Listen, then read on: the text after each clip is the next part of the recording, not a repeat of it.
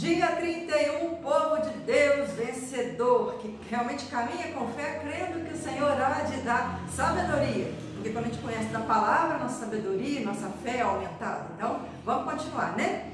Hoje nós iniciaremos o Evangelho de João, capítulo 1, 2 e 3. Prepara o coração aí, porque João é bem intenso. João 1 diz assim: No princípio era aquele que é a palavra. Ele estava com Deus e era Deus. Ele estava com Deus no princípio. Todas as coisas foram feitas por intermédio dele, e sem ele, nada do que existe teria sido feito. Nele estava a vida, e esta era a luz dos homens. A luz brilha nas trevas, e as trevas não a derrotaram. Surgiu um homem enviado por Deus chamado João. Ele veio como testemunha para testificar acerca da luz, a fim de que por meio dele todos os homens crescem. Ele próprio não era luz, mas veio como testemunha da luz. Estava chegando ao mundo a verdadeira luz, que ilumina todos os homens. Aquele que é a palavra estava no mundo, e o mundo foi feito por intermédio dele, mas o mundo não o reconheceu. Veio para o que era seu, mas os seus não o receberam. Contudo, aos que o receberam, aos que creram em seu nome, deu-lhes o direito de se tornarem filhos de Deus, os quais não nasceram por descendência natural, nem pela vontade da carne, nem pela vontade de algum homem, mas nasceram de Deus. Aquele que é a palavra tornou-se carne e viveu entre nós. Vimos a sua glória, glória como do unigênito, vindo do Pai, cheio de graça e de verdade. João dá testemunho dele. Ele exclama: Este é aquele de quem eu falei. Aquele que veio depois de mim é superior a mim, porque já existia antes de mim. Todos recebemos da sua plenitude, graça sobre graça. Pois a lei foi dada por intermédio de Moisés, a graça e a verdade vieram por intermédio de Jesus Cristo. Ninguém jamais viu a Deus, mas o Deus unigênito que está junto do Pai o tornou conhecido. Este foi o testemunho de João, quando os judeus de Jerusalém enviaram sacerdotes e levitas para lhe perguntarem quem ele era. Ele confessou e não negou. Declarou abertamente: Não sou o Cristo. Perguntaram-lhe: E então, quem é você? Elias? Ele disse: Não sou. É o profeta? Ele respondeu: Não. Finalmente perguntaram: Quem é você? Dê-nos uma resposta, para que a levemos àqueles que nos enviaram. Que diz você acerca de si próprio? João respondeu com as palavras do profeta Isaías: Eu sou a voz do que clama no deserto. Façam um caminho reto para o Senhor.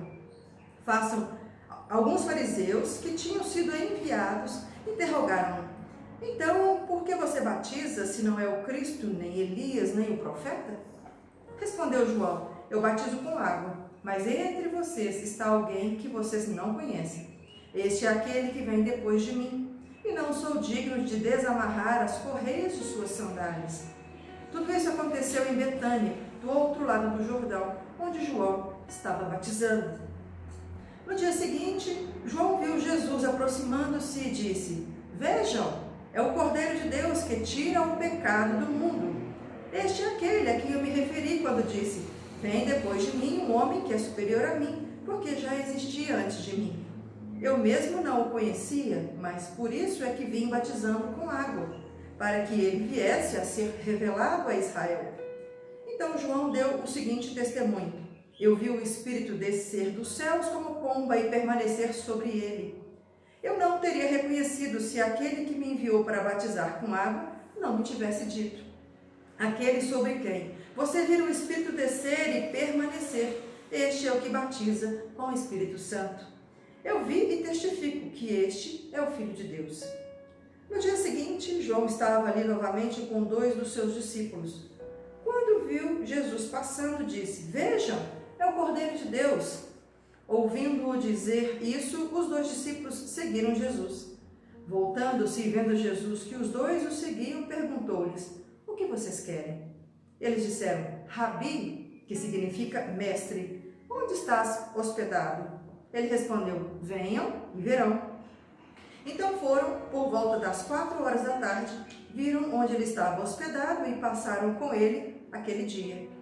André, irmão de Simão Pedro, era um dos que tinha ouvido o que João dissera e que havia seguido Jesus.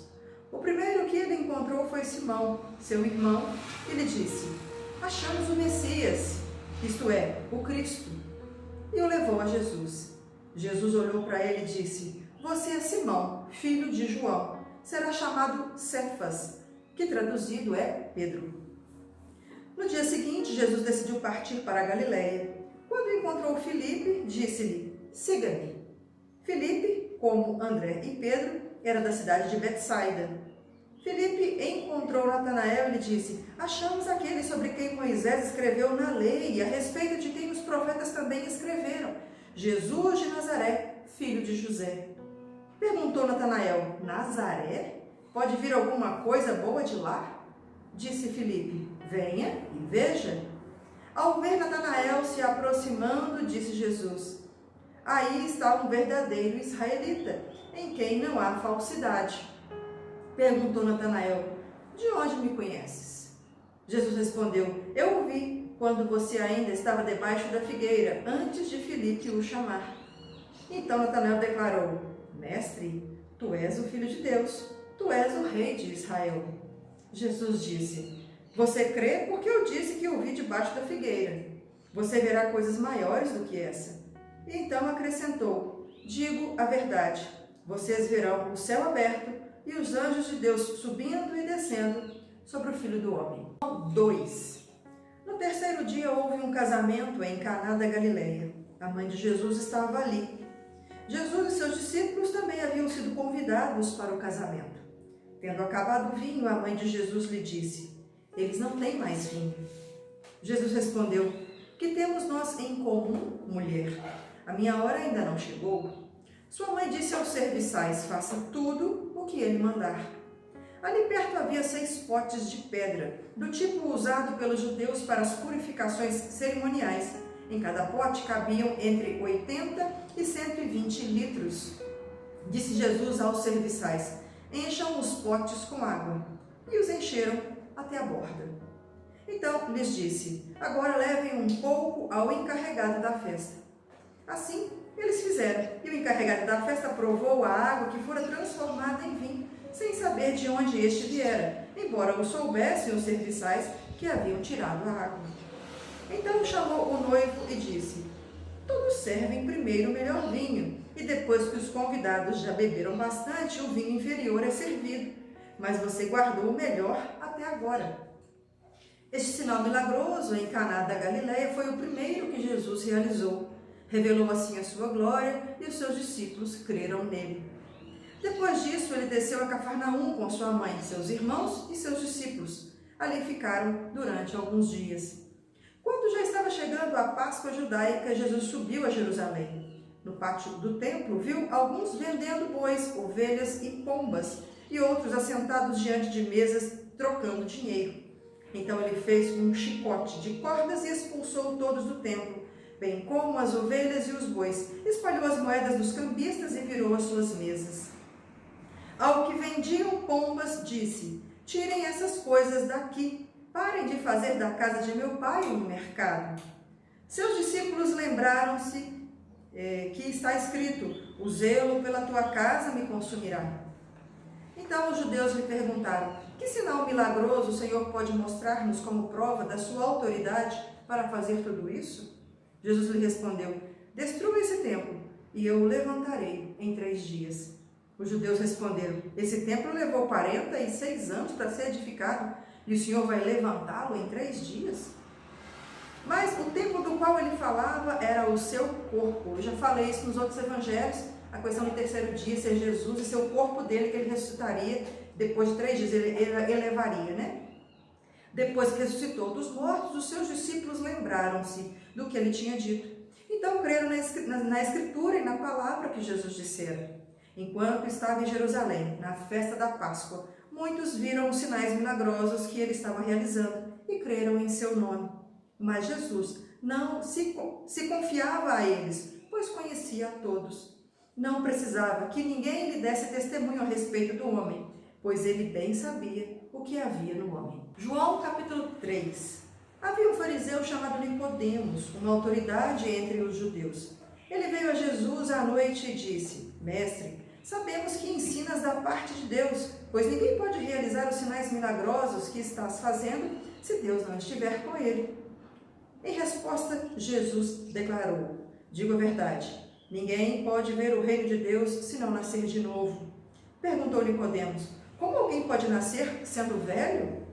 É claro que não pode entrar pela segunda vez no ventre de sua mãe e renascer.